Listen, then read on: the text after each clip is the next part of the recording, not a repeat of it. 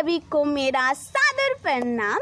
मैं काजल शाह, मैं कोलकाता के Khanna high school for girls में 10वीं कक्षाएं पढ़ती हूँ।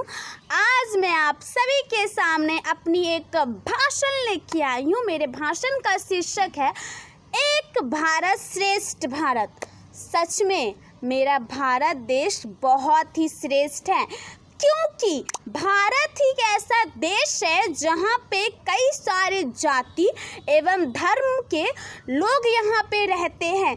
चाहे वो हिंदू हो, चाहे वो मुस्लिम हो, चाहे वो सिख हो, चाहे वो ईसाई हो, चाहे वो पंजाबी हो, कई सारे जाति के लोग हमारे भारत देश में निवास करते हैं। और हमारा भारत देश उन सभी जातियों, उन सारे धर्मों का दिल से स्वागत करता है। इसीलिए तो हमारा भारत देश श्रेष्ठ है। उसके साथ ही साथ हमारा भारत देश अनेकता में एकता लाने वाला देश है। अगर हम कोई कार्य अकेले करते हैं ना, तो वो कार्य सफल होने की जो उम्मीद होती है वो बहुत ही कम हो जाती है। लेकिन जब आप एकता में रहते हैं, जब आप मिलजुल के रहते हैं, तो वो कार्य जरूर से जरूर संपन्न हो सकता है। और भारत एक ऐसा देश है जो अनेकता में भी एकता ला देता है। इसीलिए तो मेरा भारत देश श्रेष्ठ है। उसके साथ ही साथ भारत हमारा एक ऐसा देश है जो कठिन से कठिन परिस्थिति में भी हार नहीं मानता है। जैसा कि आप जानते हैं कि आज हम सभी कोरोना से लड़ रहे हैं। यह हमारे जीवन का सबसे बड़ा संघर्ष है, और इस संघर्ष में भी हमारा भारत देश ने हार नहीं माना है। इस कठिन चुनौती के समय में हमारा भारत देश खुद पे निर्भर, यानी स्वयं पे निर्भर, हमारा भारत देश आत्मनिर्भर बन चुका है। इसलिए तो मेरा भारत देश श्रेष्ठ है।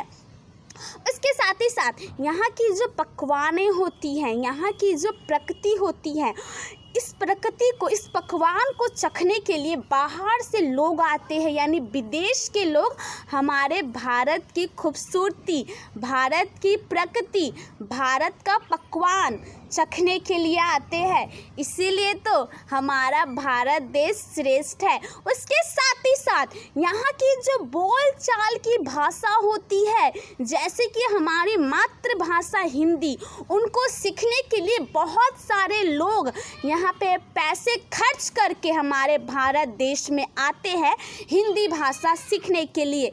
इसीलिए तो मेरा भारत देश श्रेष्ठ है। उसके साथ ही साथ अगर भारत की श्रेष्ठता की बात की जाए तो वो श्रेष्ठता एक ही बार में बताना मुश्किल होगा, क्योंकि भारत एक ऐसा देश है जिसकी श्रेष्ठता अनेक है।